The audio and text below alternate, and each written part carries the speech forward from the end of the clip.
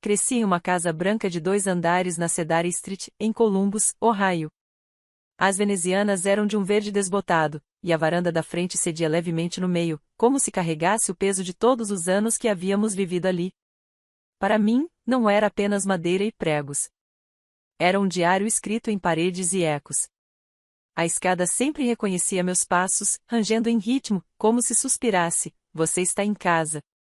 A cozinha cheirava a torrada com canela nas manhãs de inverno, a sanduíche de queijo grelhado nas tardes, e a assado de domingo quando o sol se punha. Minha mãe, Ruth, adorava manter as janelas brilhando, esfregando até que o vidro parecesse quase invisível. Meu pai, Mark, consertava cada dobradiça, cada maçaneta, cada prego solto como se a casa fosse um legado sagrado que lhe haviam confiado. Minha irmã Amanda, a mais nova de nós, enchia os corredores com risadas que ecoavam como se não quisessem ir embora. Crescendo naquela casa, eu nunca imaginei que chegaria o dia em que seria expulsa dela. Não apenas fisicamente, mas em espírito. Eu acreditava que o lar era para sempre. Eu acreditava que família significava raízes inabaláveis. Mas raízes podem ser cortadas, e casas podem cuspir você para fora. Quando conheci Scott Cole em Nova York, o chão da minha vida se moveu de um jeito que eu nunca havia sentido antes. Scott era diferente de qualquer pessoa que eu já tivesse encontrado. Era silencioso da maneira como pessoas poderosas costumam ser, como se não precisasse provar nada. Ele ouvia, realmente ouvia, quando eu falava. Fazia perguntas sobre meus sonhos, sobre o que eu queria construir, sobre os livros que eu lia quando não conseguia dormir. As pessoas gostavam de falar sobre o dinheiro dele, sobre os bilhões que ganhou quando vendeu sua empresa de pagamentos para um banco em Manhattan. 3 bilhões, sussurravam, como se fosse a única coisa que valia a pena saber. Mas eu o conhecia de tênis gastos, de camisas simples, no jeito como dava gorjeta aos garçons com um sorriso gentil e deslizava $50 extras nas mãos de um taxista com 4 filhos. Quando Scott me pediu em casamento, respondia sim sem hesitar. Não por causa do dinheiro, nem pela vida que ele poderia me oferecer, mas porque, ao olhar em seus olhos, eu me sentia firme, segura, como se finalmente tivesse alcançado a versão de mim mesma que sempre deveria existir. As pessoas diziam que eu sorria de um jeito diferente depois do noivado, como se alguma parte escondida de mim tivesse sido acesa por dentro. Elas não estavam erradas, mas a felicidade daquele momento não poderia permanecer intocada. Cerca de um mês antes do casamento, meus pais me chamaram para uma conversa em família. Pelo tom tenso da voz da minha mãe, percebi que aquilo não teria nada a ver com flores ou convites. Ainda assim, entrei naquela velha sala de estar como se fossemos compartilhar chá e biscoitos, os mesmos que Amanda e eu comíamos diante da lareira quando éramos crianças. A casa nos observava naquela noite, silenciosa, mas pesada. "Cancele o seu casamento", disse minha mãe sem rodeios. Sua voz era cortante, não cruel, mas definitiva, como uma sentença. "O aniversário da Amanda é nesse fim de semana. Não seria certo ofuscar o dia dela." Meu pai recostou-se na cadeira, braços cruzados, olhos de pedra. "Família em primeiro lugar", acrescentou, como se essas 2 palavras encerrassem a discussão. Fiquei ali por um momento, atônita. Cancelar meu casamento por causa de um aniversário. Amanda, com justiça, parecia tão desconfortável quanto eu. Deu de ombros, mantendo os olhos baixos, como se desejasse desaparecer naquele velho tapete. Ela nunca pediu por isso. Respirei fundo e respondi com calma. "Eu não posso cancelar o casamento. Está planejado. Está pago. E é o meu futuro. Mas podemos dar a Amanda a maior festa de aniversário na semana seguinte. Eu pago tudo. $20.000 para a melhor banda da cidade, toda a comida e decoração que ela quiser. Será a festa da vida dela." E eu falava sério. Queria fazer as pazes, mostrar que o compromisso era possível. Mas, quando olhei para o rosto dos meus pais, só vi dureza. Nenhum traço do calor que um dia me envolveu como um cobertor. "Você não pode ser nossa filha se não fizer isso", disse meu pai, seco. As palavras me atingiram como água gelada derramada sobre a alma. Procurei em seu rosto algum sinal de hesitação, de arrependimento, mas não havia nada. Minha mãe se levantou, apontou para a porta e disse: "Saia desta casa." Algo dentro de mim se partiu. Peguei meu casaco, as mãos tremendo, mas a coluna ereta. Passei pela fotografia torta de quando eu tinha 10 anos, banguela, sorrindo, segurando a mão da Amanda e deixei minhas chaves na mesa do corredor. O som metálico ecoou como o fim de algo que eu acreditava ser inquebrável. Na calçada, o ar da noite mordia minha pele. Tirei o celular com os dedos trêmulos e liguei para Scott. Minha voz saiu pequena quando disse: "Eles mandaram eu ir embora." Ele não tentou justificar nada. Não me pediu para voltar nem para lutar mais. Apenas disse, com uma certeza tranquila: "Venha para casa. Para a nossa casa." E assim eu fui. O loft dele em Manhattan era todo vidro e luz. A cidade se espalhava diante de mim como faíscas em veludo negro. Parecia o oposto da Cedar Street. Barulhenta, viva, descaradamente brilhante. Afundei no sofá, com uma caixa de lenços de $6 no colo, e chorei até minha garganta doer. Chorei pela casa, pelas manhãs com torradas de canela, pelo riso da Amanda ecoando no corredor. Chorei porque tinha perdido algo que não poderia ser substituído. Mas, quando finalmente adormeci, ainda com o peso da dor nos pés, percebi algo.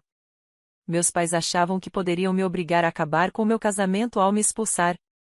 Pensavam que poderiam trocar o meu futuro pelo aniversário da minha irmã, como se o amor fosse apenas um evento de calendário que pudesse ser apagado e remarcado. Acreditavam que eu desmoronaria diante da rejeição deles. Eles estavam errados. Eu não acabaria com o casamento. Eu não imploraria para voltar.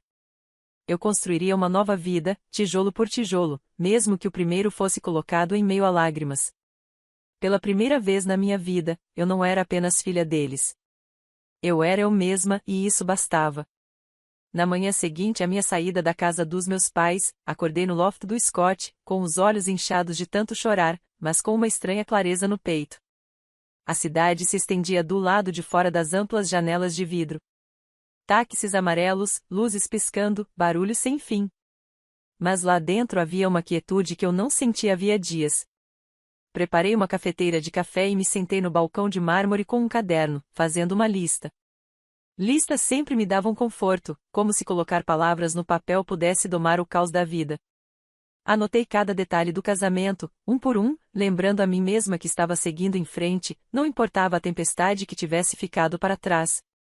Local em Brooklyn, pago integralmente, $120.000.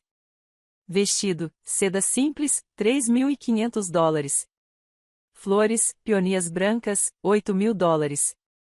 Segurança, 2 equipes, $14.000. Depois, após uma pausa, acrescentei mais uma linha, um acento para o perdão. Não coloquei preço. Eu ainda não sabia se algum dia ele seria ocupado. Mais tarde naquela manhã, meu celular vibrou com uma mensagem da Amanda: "Você está bem?" Ela perguntou. Eram apenas 3 palavras, mas carregavam o peso do nosso laço. Respondi dizendo que a amava. Ela escreveu de volta: "Eu também te amo." Troquei com ela alguns memes bobos, piadas internas da nossa adolescência, quando passávamos noites inteiras assistindo comédias e sussurrando no escuro. Mas não falamos sobre nossos pais. Era como andar sobre gelo fino, as duas com medo de quebrar a superfície. Ao meio-dia, o melhor amigo do Scott, Louise, ligou de Chicago. Sua voz era vibrante, cheia de energia. "Escuta, eu consigo para vocês um coral gospel", disse ele. "Eles estão em turnê pela Europa agora e estão disponíveis para a data de vocês. 12.000 libras. Eles vão fazer as paredes tremerem com suas vozes." Eu ri pela primeira vez em dias. "Reserve-os", respondi. Eu queria música que pudesse me erguer. Vozes capazes de afogar os ecos da rejeição. Minha madrinha de casamento, Jenna, era igualmente confiável. Ela contratou um pequeno trio de jazz como reserva, caso o coral se atrasasse. Eu gostava da ideia de camadas, um plano escondido atrás do outro, uma rede de segurança em que eu podia confiar. Conforme a semana avançava, me vi voltando às lembranças da casa da Cedar Street. O papel de parede descascando no corredor, o sótão com cheiro de naftalina, o som das ferramentas do meu pai tilintando na garagem tarde da noite. Pensei nos sonhos que meus pais cultivaram por anos, um chalé à beira do lago, um lugar onde pudessem se aposentar e pescar em paz. Eu havia secretamente planejado surpreendê-los com $250.000 depois do casamento para tornar esse sonho real. Cheguei até a escrever a promessa em um papel bonito, selá-la em um envelope e guardá-la na minha gaveta. Imaginava o dia em que entregaria a eles, mostrando que nunca quis brigar, que ainda era filha deles. Mas agora aquele envelope parecia pesado, quase zombeteiro. No meio de tudo isso, chegou um e-mail da Fox News. Tinham ouvido rumores sobre a lista de convidados do casamento, políticos, líderes empresariais, artistas e sobre a doação que Scott e eu planejávamos fazer. Havíamos decidido doar $1 milhão para um fundo de bolsas de estudo destinado a meninas de escolas públicas em todos os Estados Unidos. Eu queria que meninas que se sentiam invisíveis soubessem que tinham escolhas, que portas poderiam se abrir para elas, não importava de onde começassem. A Fox perguntou se poderia cobrir o casamento e filmar a entrega do cheque. A princípio, hesitei. A ideia de câmeras circulando em um dia tão pessoal me deixava com o estômago embrulhado. Mas então pensei naquelas meninas, em seus rostos iluminados pela oportunidade, e aceitei, com uma condição.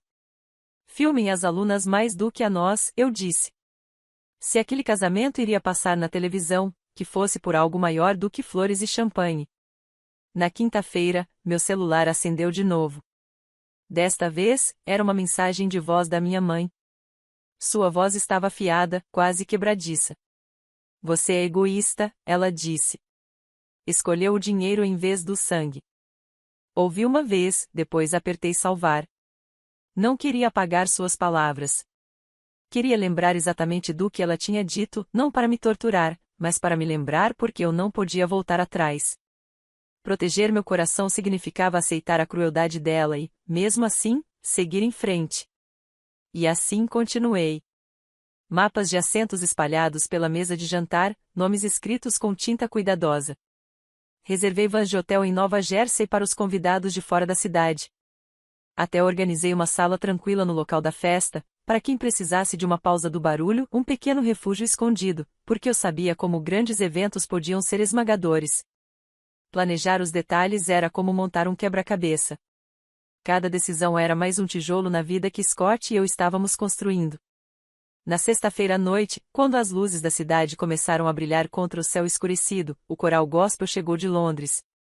Suas vozes encheram o salão de ensaio antes mesmo que eu os visse. Graves, ressonantes, poderosas. Era como o sol rompendo por entre as nuvens. Eles cantarolavam enquanto desempacotavam, suas harmonias se entrelaçando até que o próprio ar parecia vibrar. Fiquei parada no batente da porta, incapaz de me mover, com as lágrimas subindo aos meus olhos. Por um instante, parecia que toda a dor daquela semana estava sendo erguida pelas vozes deles, levada para um lugar onde eu não poderia seguir. Naquela noite, me enfiei na cama mais cedo do que de costume. Meu corpo estava exausto, mas minha mente não parava. Quando finalmente adormeci, sonhei com portas. Portas de madeira, de ferro, de vidro, todas esperando por mim. No sonho, estendi a mão, e cada porta que eu tocava se abria sem resistência. Atrás de cada uma havia um cômodo diferente, uma biblioteca cheia de livros, uma cozinha tomada de risadas, um jardim florescendo com rosas. Acordei pouco antes do amanhecer, com a imagem daquelas portas abertas ainda nítida na mente. Pela primeira vez desde que deixei a Cedar Street, senti um tipo estranho de esperança. Meus pais tinham trancado uma porta para mim para sempre, mas a vida não era um único corredor. Havia inúmeras portas adiante e eu estava aprendendo que podia abri-las sozinha. Na manhã do meu casamento, o dia nasceu limpo e brilhante, como se o próprio céu tivesse sido lavado para mim. Nova York tinha aquele tipo raro de clareza no ar, em que a luz parece mais afiada, quase nova. Da varanda do hotel no Brooklyn, eu podia ver o East River serpenteando como uma longa fita, cintilando sob o sol. Do outro lado da água, Manhattan parecia ter sido esculpida em prata e vidro. De pé, ereta e sem pedir desculpas por ocupar meu espaço, respirei fundo, me obrigando a carregar a mesma firmeza. Lá dentro, o quarto fervilhava de movimento. Havia cheiro de spray de cabelo no ar. Chapinhas e modeladores estalavam, zíperes subiam. Minha madrinha, Jenna, andava de um lado para o outro com a prancheta, sussurrando instruções às maquiadoras. 2 minutos nos lábios. Vamos lá, pessoal, disse ela, meio em tom de brincadeira, mas com seriedade na voz. O coral gospel que havíamos trazido de Londres ensaiava no pátio lá embaixo. Suas vozes subiam em harmonias tão poderosas que parecia que as janelas tremiam. Cada nota me lembrava que aquele dia era real, que aquele dia era meu. Quando vesti meu vestido, um simples traje de seda que custará menos do que a maioria dos arranjos de flores, senti como se estivesse colocando a verdade sobre o corpo. Sem rendas, sem brilho, sem peso desnecessário, apenas linhas limpas e um tecido que se movia junto com minha respiração. Scott me dissera uma vez que eu parecia uma frase quando caminhava, clara, forte e completa. Hoje, eu queria me sentir exatamente assim, sem dúvida, sem hesitação. A cerimônia começou logo após o meio-dia, com o rio cintilando atrás de nós. Fileiras de convidados se acomodaram em seus lugares, uma mistura de velhos amigos, colegas e desconhecidos que haviam se tornado parte do vasto mundo de Scott. Vi Louise sorrindo para mim da segunda fileira, Amanda sentada em silêncio ao lado de Jenna, e líderes empresariais cujos rostos eu só conhecia de revistas. Jade, nossa cerimonialista, fez um sinal discreto e o coral começou. Suas vozes preencheram o ar, profundas e ascendentes, elevando corações mais alto do que os arranha-céus do outro lado do rio. A Fox News montara 2 câmeras e uma pequena mesa perto do jardim, cuidadosos para não invadir, mas determinados a capturar cada ângulo. Claire, a âncora designada para cobrir o evento, estava serena em um terno azul marinho. Em certo momento, inclinou-se para mim com um microfone e perguntou: "Como é doar $1 milhão para estudantes que você nunca conhecerá?" Não hesitei. "É como respirar", respondi. E eu falava sério. Doar não era perda. Era a única forma de expandir. Scott me esperava sob o arco de peonias brancas, seu terno perfeitamente ajustado, mas com o sorriso levemente torto. O sorriso porque eu havia me apaixonado. Quando ele segurou minhas mãos, sussurrou: "Estamos aqui." Apenas 2 palavras, mas carregadas de tudo. As batalhas travadas, as portas fechadas, as novas que se abriram. Minha voz saiu firme ao repetir meus votos, minha promessa de construir com ele, não apenas de amá-lo. Ele falou seus votos com a certeza tranquila de quem já os guardava no coração muito antes de dizê-los em voz alta. Enquanto o coral crescia atrás de nós, Jade sinalizou para o trio de jazz, e notas suaves se misturaram aos acordes poderosos. A música fluía sem emendas, um som se dissolvendo no outro como diferentes tons de uma mesma cor. Os convidados aplaudiram, alguém fungou, e eu ri uma risada solta, alegre, que até me surpreendeu. Por um instante suspenso, esqueci os gritos na casa da Cedar Street, as portas batidas, as palavras amargas. Por um instante suspenso, eu era apenas uma noiva apaixonada sob o céu azul da América. E então eu os vi, junto ao portão dos fundos, além dos seguranças. Meus pais estavam lá. Os ombros do meu pai rígidos, o maxilar cerrado. Os olhos da minha mãe varriam a multidão, selvagens, desesperados. Eles deviam ter visto a cobertura na televisão, as câmeras, as manchetes sobre o casamento da bilionária e a doação milionária. Deviam ter percebido o que haviam jogado fora, o que me obrigaram a cancelar. Agora estavam ali, avançando como se pudessem simplesmente recuperar o lugar de onde me haviam expulsado. Meu pai acenava para um segurança, sua voz retumbando. Minha mãe chamava meu nome, sua voz cortando a música. Senti o envelope na minha bolsa de mão, aquele que eu havia preparado, a promessa de um chalé à beira do lago para eles. Um presente de $250 mil, pensado como paz. Minha mão se fechou em torno dele, pesado na minha palma, pesado com todo o amor que eu um dia pensei ser incondicional. Por um momento, perguntei a mim mesma se aquilo poderia ser nossa segunda chance, se eu deveria me afastar e deixá-los entrar. Mas então me lembrei da noite na Cedar Street. A voz do meu pai declarando: "Você não pode ser nossa filha." O dedo da minha mãe apontando para a porta, o rosto fechado para mim. Lembrei-me do peso das minhas chaves sobre a mesa do hall, do frio da rua lá fora, da forma como meu coração se partiu. Aquela noite não tinha sido um acidente. Tinha sido uma escolha. Caminhei para frente, os saltos afundando levemente na grama até que fiquei diante dos seguranças. "Por favor, acompanhem Ruth e Mark até a rua", disse com firmeza. "Eles não são convidados." Minha voz não tremeu. A multidão silenciou, fingindo não olhar, mas incapaz de desviar os olhos. Minha mãe arfou, levando a mão ao peito como se eu a tivesse atingido. Meu pai tentou argumentar, tentou contornar os seguranças, mas eles foram gentis e profissionais. Fizeram seu trabalho. As pessoas baixaram os olhos para os próprios sapatos, desconfortáveis, mas em silêncio. O vento do Brooklyn soprou, espalhando pétalas de peônia pelo gramado como pequenos barcos à deriva. Deslizei o envelope de volta para a bolsa e a fechei com um zíper. Alguns presentes nunca foram feitos para serem dados. O resto da tarde seguiu como um sonho. Eu ao mesmo tempo vivia e observava. Cortamos o bolo, suas camadas cobertas de glacê marfim. Dançamos nossa primeira dança ao som da música que nos havia sustentado em noites de planejamento, em discussões, em risadas. O coral cantou novamente, suas vozes fortes o bastante para lavar a dor do meu peito. Clary pediu uma última filmagem do coral com o rio atrás deles, o horizonte em chamas ao fundo. Sorri para a câmera, mas quando a lente demorou em mim, desviei o olhar. Não queria que o foco fosse eu. Queria que fosse para as meninas que um dia entrariam em salas de aula que nunca imaginaram pisar, que leriam livros que nunca pensaram poder comprar, que encontrariam suas próprias portas se abrindo. Quando o sol se pôs, as luzes da cidade despertaram e a música se espalhou pelo ar da noite. Meu casamento já não era apenas uma celebração do amor. Era a prova de que eu podia construir algo mesmo depois de terem me dito que eu não era nada. Era a prova de que a rejeição não tinha me destruído. Ela tinha me libertado. E assim, sob o vasto céu da América, deixei para trás a casa que me expulsou e entrei por completo na vida que eu mesma estava criando. Na manhã seguinte ao casamento, acordei esposa pela primeira vez. O quarto do hotel tinha um leve cheiro de lençóis limpos e polidor cítrico, com a luz do sol atravessando as cortinas altas em listras douradas. Por um instante, fiquei imóvel, sem saber se tudo tinha sido apenas um sonho. O coral, os votos, as câmeras, até os rostos no portão. Então me virei e vi Scott sentado na poltrona.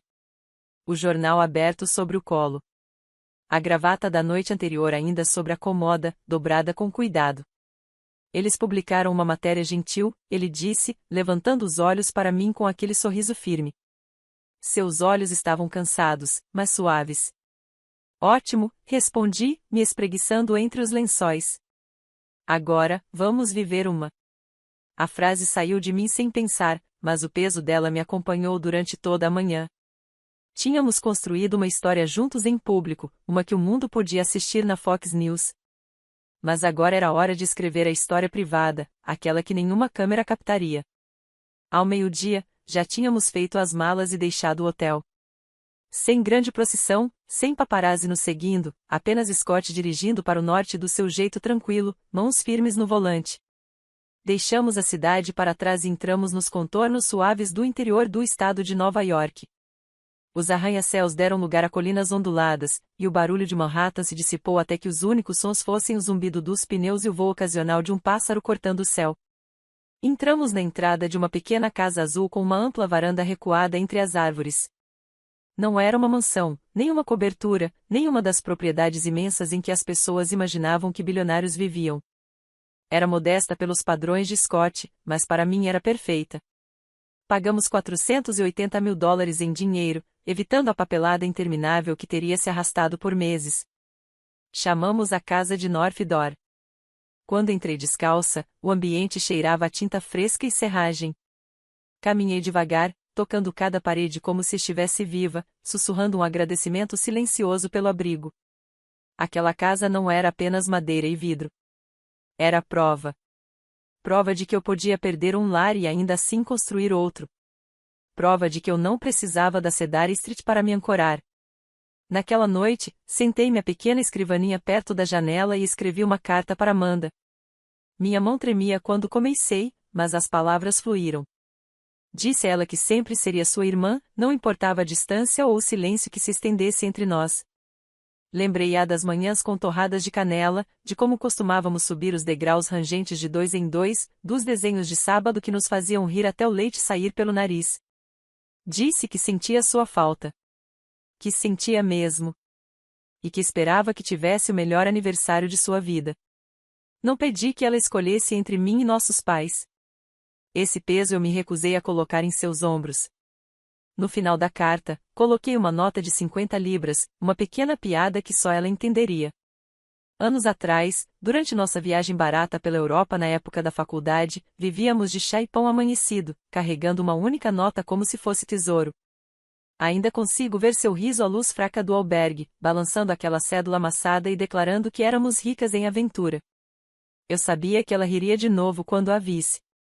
Os dias depois do casamento se transformaram em algo suave e constante.